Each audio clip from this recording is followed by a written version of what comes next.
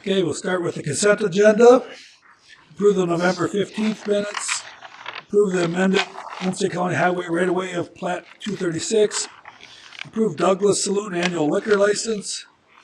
Approve annual liquor license for Maple Valley Golf and Country Club. Approve annual liquor license for Uncle John's Bar and Grill. Approve annual liquor license for Jeff's Little Store. Proclaim County, City, Tribal, and State Health and Human Services Worker Day.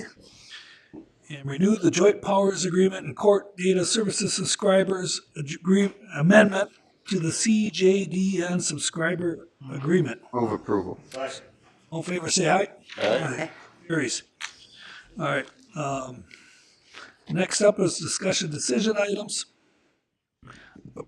First up is to approve the defeasance of taxable general obligation tax abatement bonds series. Truth in taxation. Yeah, that's wrong. Okay, I'll mention that. figured. I couldn't figure So I'll it out. mention that we have truth in taxation tonight at 6 o'clock. All right. More fun than you can have. That's if right. anybody You're wants welcome to come. All right. So now we're the tax abatement bond series 2020D. Excellent. Thank you. Thank you for sharing the information about the Truth in Taxation, Commissioner. So basically, we have a number of bonds that we issued 2 years ago. Small amount, still have quite a bit of life in them yet, about 18 years, the 2020B bonds.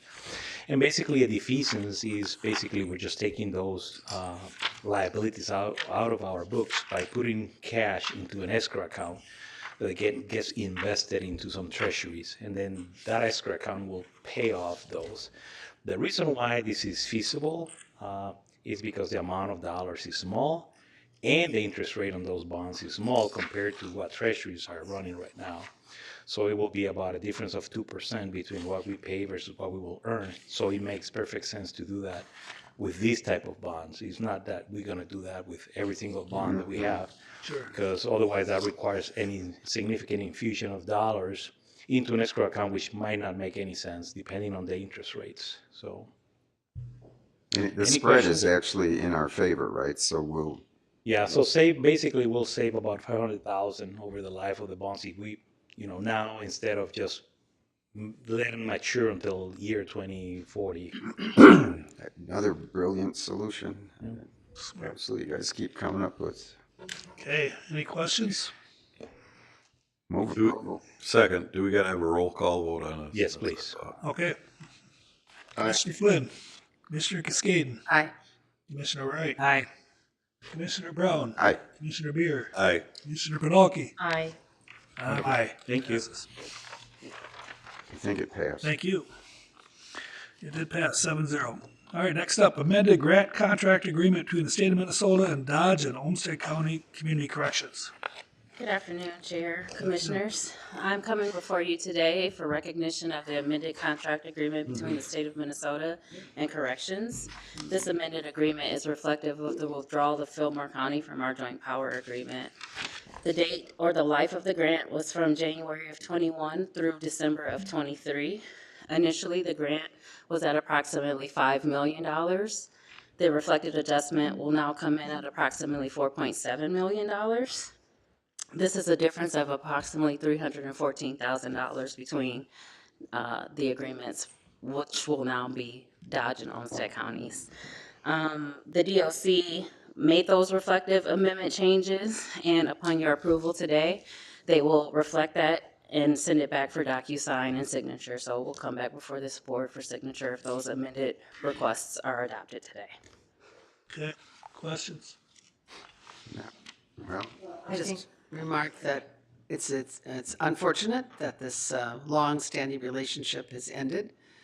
I think it's not a measure of lack of performance in any way on our staff, so I just want to note that. nope.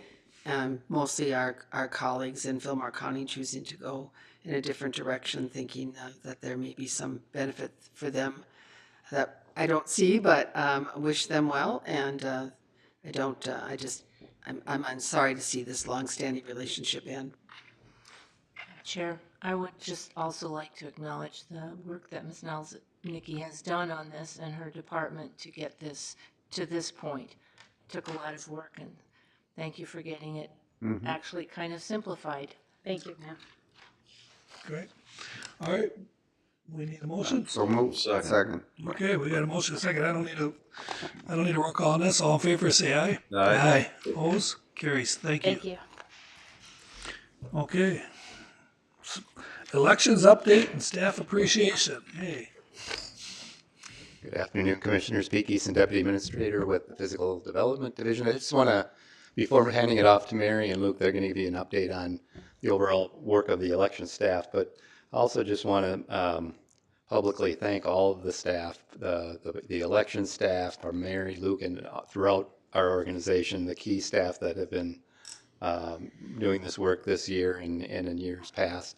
There's also, they tapped into a number of other departments, while other staff within property records and licensing, for sure, and recognizing those staff as well, but other departments from the sheriff's office to public works, parks, facilities, have all contributed to really keeping the well-oiled machine going. So I just wanted to start off by saying that and then hand it over to Mary and Luke to give you a brief update on more of the specifics on how the elections played out. great. Thank you.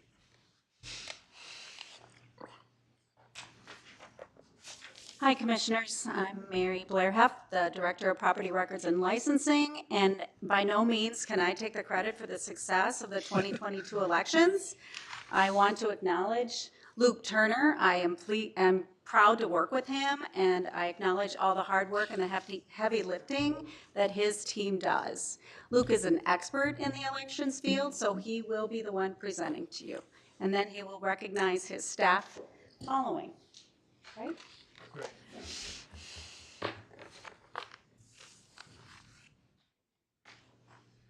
Luke Turner, I'm the elections manager. So I just have a very brief update for you here today. So this is from our abstract. This is the front page of our abstract. This is what we saw during the canvassing process. And these are the numbers that we reviewed at canvassing 2 weeks ago now. So it's our total number of registered voters. As you see, we're comfortably over 100,000 voters now. 2,871 voters registered on election day. That's not new voters. That could be a change of apartments, move across the county, or a first-time voter, or someone that just did move to Minnesota. So all of those things are included in that number. We had 15,888 regular absentee and 23 federal-only absentee votes, and then a total number of persons voting of 68,440. So what all of that means is 2022 looked a lot like 2018. Our absentee voting numbers dropped off from the 2020 height of 54% back down to, we're about mid-20s for absentee turnout, which is what we were expecting 2020 to be before COVID. So it's back down to normal. For turnout, 2020 again was about what 2018 was. We're slightly down from 2018. But overall, it's the second highest midterm election going back as far as 2006, only trailing that 2018 number. So still solid numbers overall and good absentee turnout overall. So what did we do in this year? So we elected U.S. representatives, state senators, state representatives, our local government, but also there's a number of other races. The county is responsible for those administering the school board races, so that's 44 school board members elected, 18 judges, 17 council members, and 6 mayors across the county. The post-election review was incredibly successful, so we conducted that last week. 2,737 ballots were hand counted.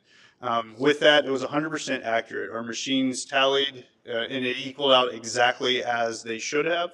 There was one mismarked ballot. In this case, the voter voted using X's rather than filling in the bubble, and that X just grazed the bottom of the circle. So it's a mismarked ballot that caused that one off. But other than that, the machines work exactly as they should, and it was a very successful process. As Mary mentioned, the elections process is incredibly complicated, and we can't do it alone. So as far as the election staffing, we had 8 ballot board members throughout the year. That came in 2 to 3 times a week. We had 12 election aides, 20 election assistants off and on throughout the year, but also PRL staff. PRL staff helps deliver election equipment, and they helped with the envelope opening and processing of absentee mail that last week, and especially that last day, election day itself. And they also help on election night. So we have our team of 15 to 20 elections per staff there, but we can't intake all the judges and conduct that huge process without the support of PRL. And then also county staff as a whole. I couldn't be more thankful and appreciative of the county. Every time we asked, other departments support us. Whether it's Rachel Wick with PAC is a massive help to us. ITS, we have Mike Onis and Stephanie Wright that help us through every step of the way. The county's attorney's office, Jennifer and Brent have been a massive help to us. And then volunteers that help deliver equipment, central services processing the outgoing and incoming mail. It's really successful because of all the support we receive throughout the county. And then last, I'll like to bring up a few people. So if I could bring up Chris Martinez, Rachel Garness, and Guy Singh. These are our 3 full-time election specialists now. And again, they great work throughout the year. It's not possible without the great staff that we have. So thank you. Well, thank you.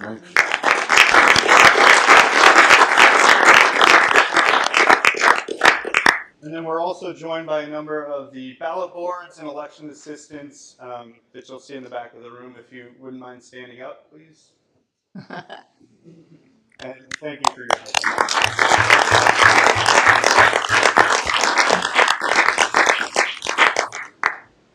And that's all I have. Thank you. Chair, Yes. before you leave, I want to thank you and your staff. This was an unusual election year, although that you haven't been in that office all those years to know all of the history of how elections were run before, but simply because of the public scrutiny, because of some people who believe that the elections were not run fairly. But I just want to say that you and your staff showed a great deal of professionalism, calm demeanor when you talked to people and explained to them the election process, and the patience that you showed, which I think is really helpful in calming all the fears that the public have, that the elections were indeed fair and accurate and run as they should be run according to the state law. I do appreciate that. Thank you very much to you and your staff. Thank you. Amen. Well done, everyone. Yeah, I'll just concur too that you really shined during this election, and your team did too. And I'm proud of the work you guys did. And it's important to us that we can believe in our elections, and any logical person can see that we should. So, thank you. Thank you. Okay.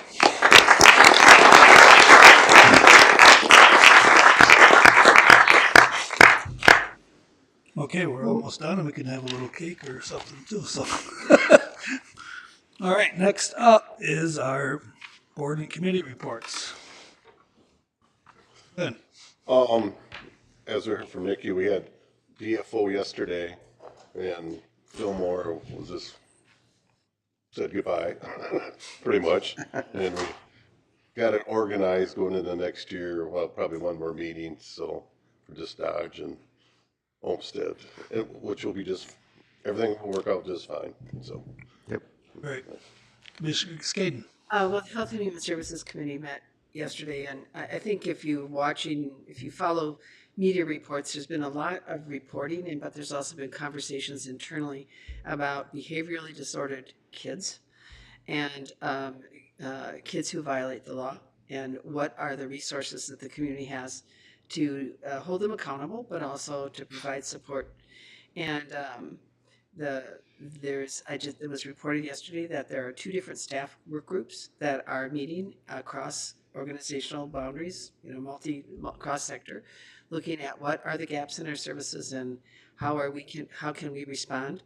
There's some particular concern about lack of placement options for some kids right now that staff are working really hard to resolve. And I just think we need to keep in mind that this is something that has our staff's attention as we sometimes read media reports or hear anecdotal information. There is effort underway. There was also a recent report in the Star Tribune around adolescents who are in transition who have Social Security benefits. And generally we feel that report was not fully accurate, and staff are also looking at how we might respond to that misinformation that we think is out there. So just wanted to let my colleagues know and some of the folks that are most concerned in the community here and in our staff that those issues have staff attention and are being addressed. Thank you. Commissioner Wright. Yeah, some of us will be attending the Association of Minnesota Counties coming up, and it's been a year-long process for the Legislative Committee to work with all the departments to get our legislative priorities in order, as well as looking at the legislation that AMC is proposing and have offered several amendments to their positions, and I'm hopefully that we will prevail in some of our views to help the legislature with any laws that they're going to come up with so that they are more helpful to the counties. Great. Commissioner Brown? Nothing of note other than, as was pointed out to me, that I occasionally will make a little speech about some things. So I'm running out of time, right? And so just one more time, the legislature in general failed the people of Minnesota. And right now, I lay it right at the governor's feet. He's in charge. He should be leading. He's the only one that can call a special session. Broker a deal, get it done. We've now lost an entire season next year, most likely, for the bonding, because nothing will happen, because none of it, all these things could be designed, engineered by then. So, I mean, I know these comments will not get back to the governor, unfortunately, but I hold him accountable for this. He could have done something about it to broker a deal and get this thing moving for Minnesota people, all of us. Probably one more next time, one more board meeting. But So I hope so. You're welcome. We want you to be consistent. This is about 20 years, right? A couple of my colleagues will remember that this is not an unusual Rant. I think you brought it up once or twice. Supposed to be here. About seatbelts or seatbelts. All right, Commissioner Beer. I, on the other hand, have nothing to say today. He's saving it for next time. Okay. Yes, I am. All right, well, good. Ellie. Commissioner Pedalki. Well, just as I have one question. Are we having a volunteer interview today? No. That didn't Pan out. All right. This looks like a wonderful person to be on the library yeah. board. And I'm also running out of time. And so this will be now the second time I've mentioned it. Ramsey County and Anoka County have fix-it shops. Yes. And I think this would be a wonderful thing that we could do for our community as well. Instead of throwing out a lamp or a toaster, we'll somehow set up a fix-it shop, and that toaster will stay out of the landfill for a couple more years. Why are we so wasteful with things? So just bringing it up again. Sometimes you have to bring things up 3 times before people know I'm really serious about it. 3 times. Okay, otherwise I have no other report. Okay. I'll end today with a short quote from abolitionist Frederick Douglass, and he said, "It is easier to build strong children than to repair broken men." Yeah. Move to adjourn. Continue. Mr. Chair, I thought we maybe could give a tiny update to the fix-it shops. There is work underway. Sounds like Environmental Resources, Tony Hill is working with Travis's team to see what we can do there. So, See? yes, do you think we are listening? That's When just Stephanie wonderful. Fidelki talks. Her mind to it. Listen. So I've got a motion to adjourn. Second. But continue, we don't adjourn. I think we continue to tonight. yeah, do we We don't continue, right? adjourn. Is that right? Hey, We Brent? continue? It depends how it was noticed. Did we notice the truth and taxation as a separate meeting? We did? Okay. Then we adjourn. Then we adjourn. Then you gotta have this Pledge of Allegiance at the next one. Well, you have to, because otherwise, Yeah, if certain people show up, believe me, 20 years of doing this. That's true. All right, all in favor, say aye. Aye. Aye. We're adjourned. Mr. Chairman, you want to give us